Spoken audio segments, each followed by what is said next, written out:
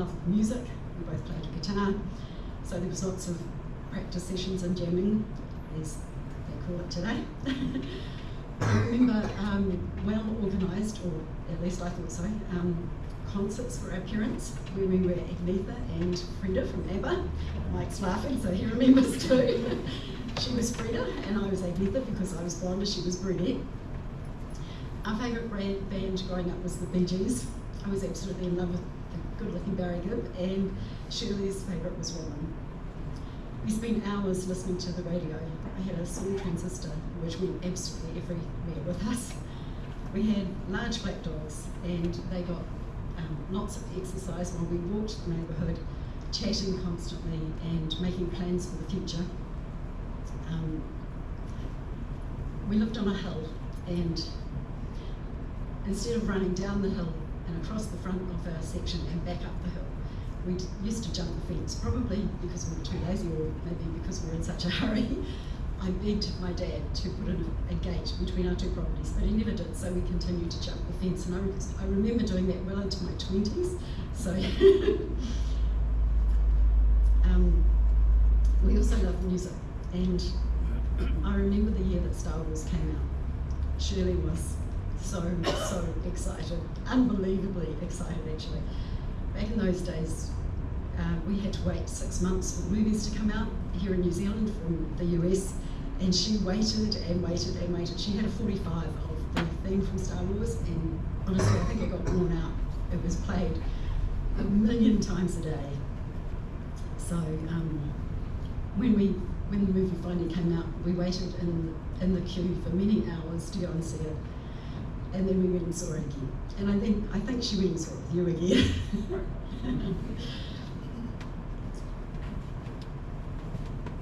We were about 14 when Shirley introduced me to the St Andrews youth group, and we made lots and lots of friends there, and some of those I know are we're still Shirley's friends today, and she was in contact with them still. Of course, that's about the time we started to get interested in boys, and there were lots of boys. At one point we dated brothers. But as life's journey took us in different directions, Shirley and I, we moved away from each other, but we always stayed in touch. Shirley married Brent and moved to Palmerston North, and yeah, life just changed.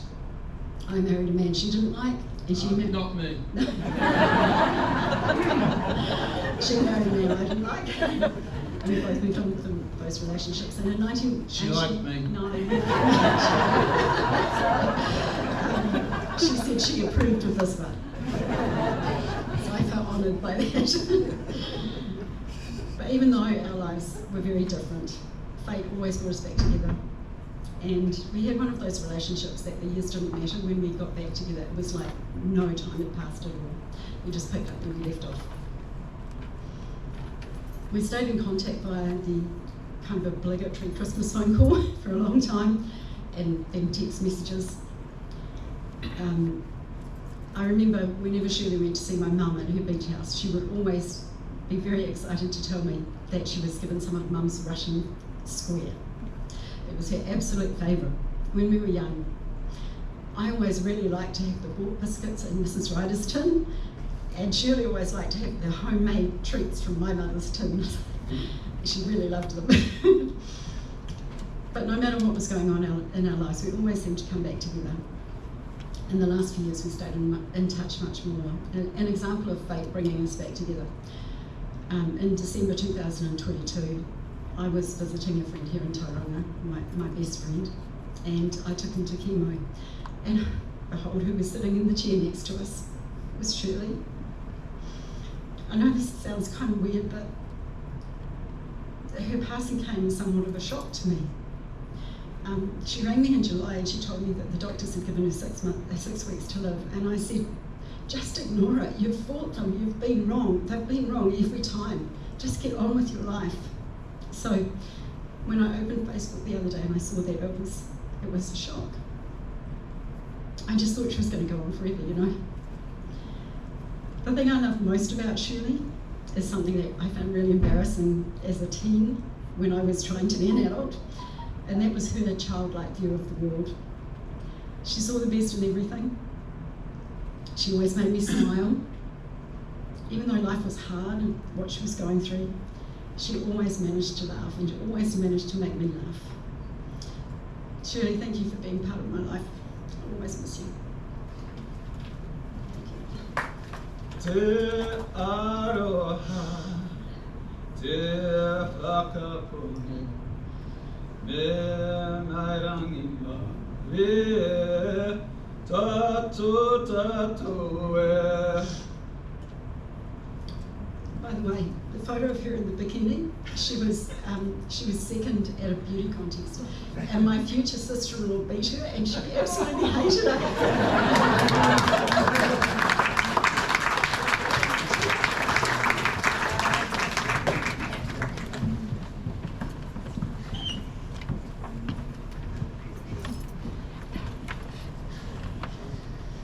Make sure the talk's not high enough.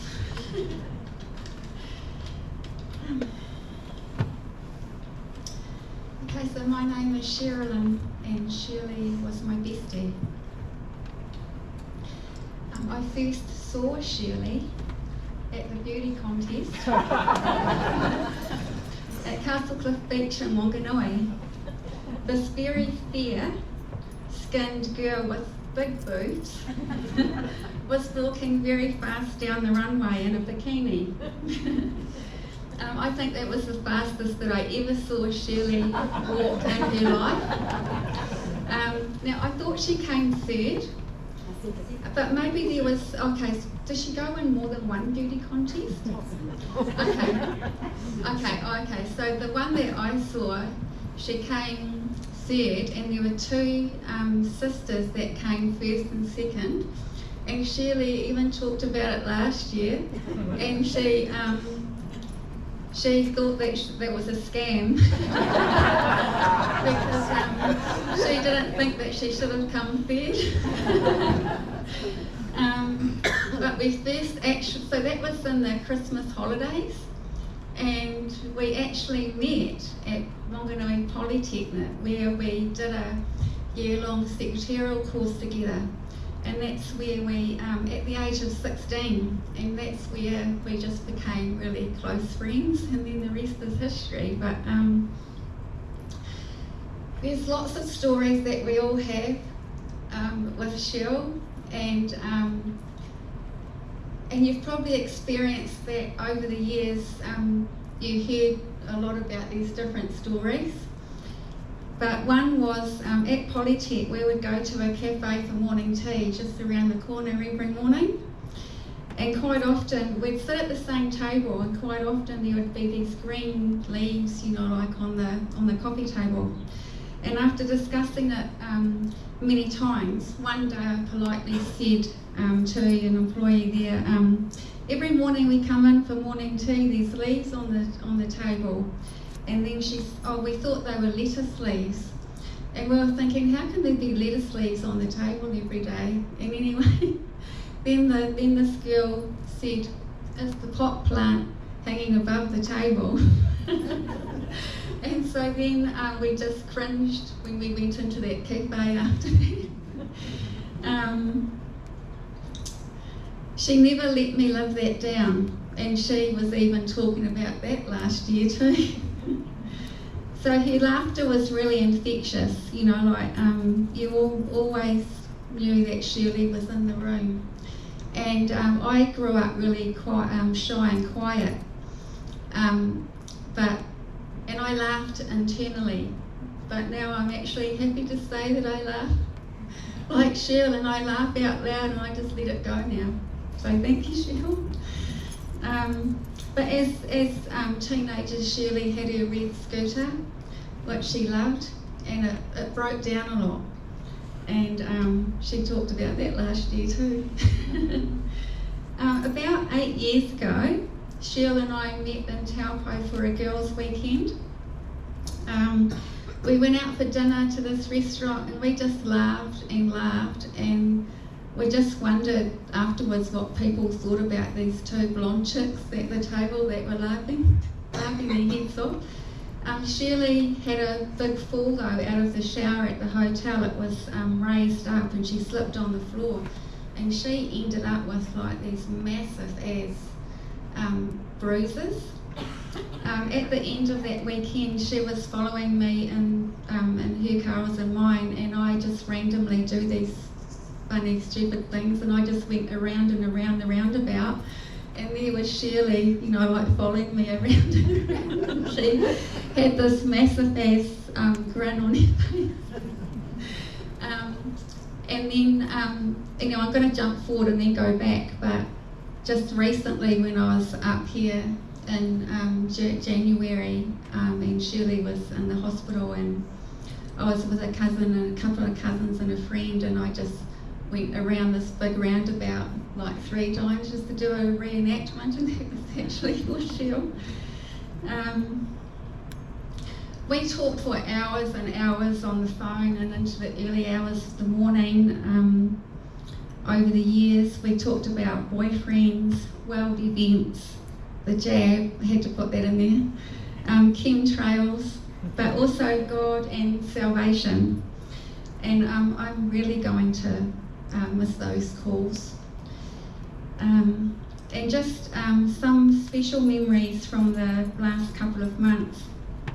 In November, I went up about 4 times up to Palmerston North, but went up for her last chemo treatment, and the time before that we had stayed in a hotel in Waiouru, of all places.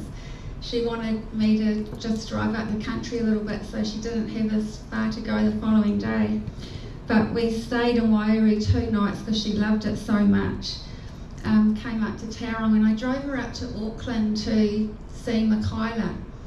And so we went to Michaela's flat, and she met the lovely landlord, and she had so much peace from that she knew that Michaela was in a great place, and it was just wonderful seeing Michaela for each of those days that we were there.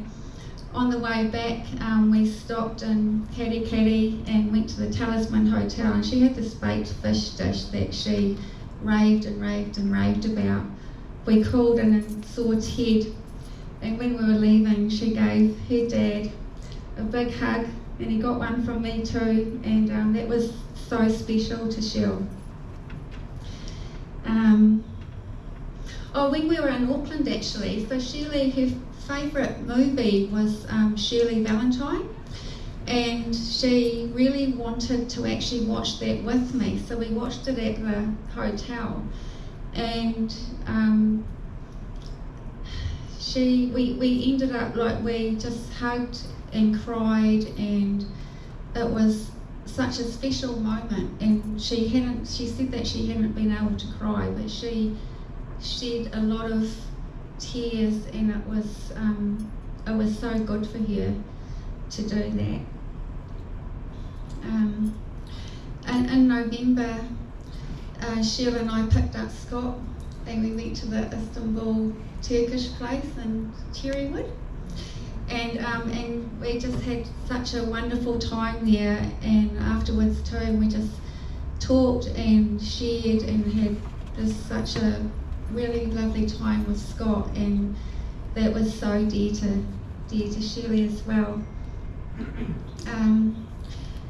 I spent Christmas Day with Cheryl, and I played 4 of her CDs, and I stupidly danced to a couple of songs and made her smile, and Scott came around and had dinner, and then Cheryl, Scott and Michaela talked on the phone, and it was just a really, really special time, and it was so good to see Shirley so happy. That's really going just to be a lasting special memory for me too.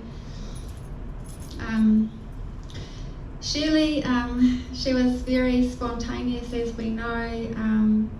That photo of me and Shirley on the beach, we'd been talking to the Invisible Man that day and did lots of recordings and joking around. When Shirley lost her hair from her first lot of chemo too, we went out and bought those cheap Chinese wigs, and we drove over to Mount Maunganui, and we put on a wig, and then one had to film the other one when we were walking up and down by the beach, and she was trying to see if people noticed that we had these cheap-ass blonde wigs on. Shirley was the selfie queen, and sometimes I didn't feel like having a selfie, but I went along with it. But I'm grateful for all those moments, as I'm sure a lot of you are, because that's why we've got wonderful photos of her. Shirley has been an inspiration with her music and her cancer journey. She's achieved so much in those 7 years, always having a goal to keep her mind focused on something else. We prayed for a complete healing miracle, but we still got a miracle to have her for 7 years.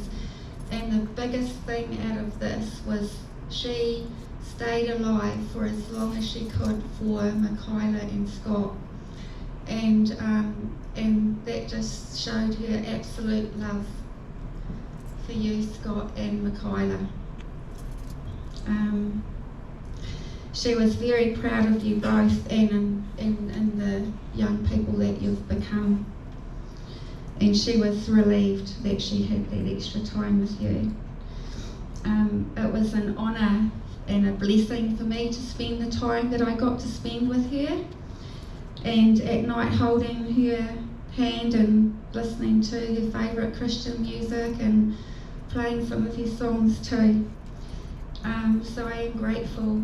And I'm grateful to Shirley too for her extended family that I've got to know, and friends as well. It's and friends who I'll still continue to see as well. One funny thing that happened when I did stay a night in the hospital was I stayed on this really rickety old lazy boy chair, and I was up and down all night, but then in the morning about 7 o'clock I was so tired that I thought I just have to go back onto that lazy boy chair, and I gave the back an extra shove, and a couple of minutes later the thing tipped over backwards. My legs were up in the air, but I was really disappointed that the curtains were drawn and everybody was asleep and they couldn't see. So that was funny.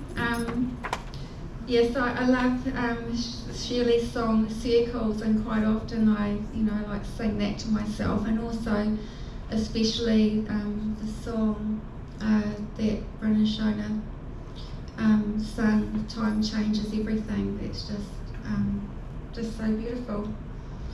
So thank you.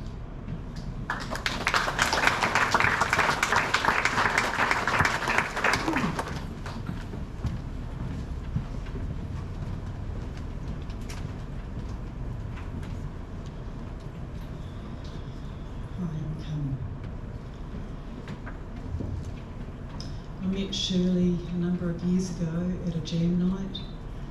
We were both chick singer-songwriters at the time in that era, and we quickly bonded over our passion for music. And she had many collaborations with other musicians over her time doing music. Jam, Shirley Birds, where I met Graham Hardacre through Shirley. Rest in peace, Graham. Had some really good times, some really good yarns over the years, late night chats on Messenger about music, songwriting, life, love, divorce, everything. I really miss those chats. She amazed me with her achievements.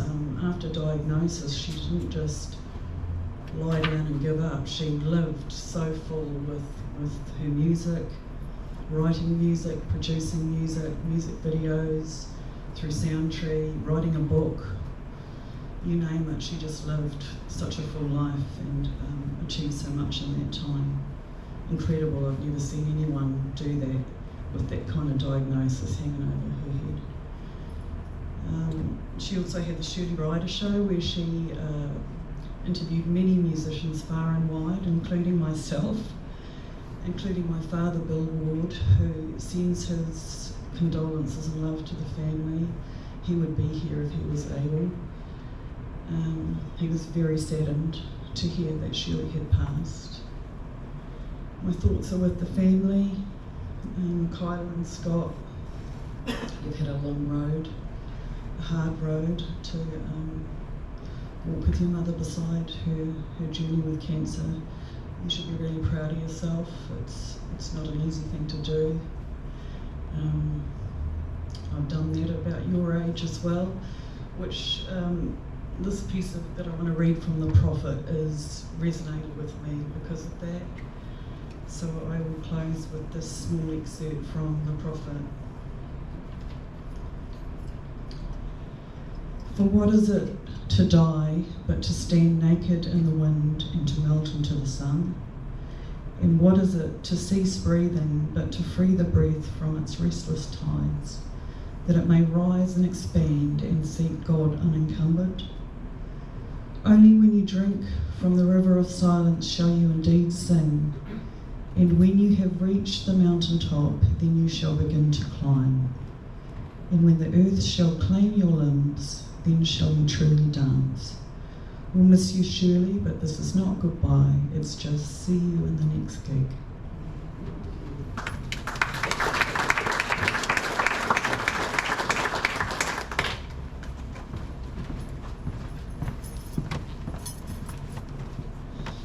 Hello, my name's Fraser. I'm the last of the cousins, I assure you, to be rolled out. If Shirley had been here, I'm sure she would have laughed a lot. There's one thing that's continually come out was about her laugh, and growing up as having Shirley as my cousin, I remember that, her big laugh, and oftentimes it was ear piercing. But she was a bundle of fun. So before we listen to the last song that Shirley picked, we'll have a quick word of prayer. So, Father, our hearts are filled with grief and loss at Shirley's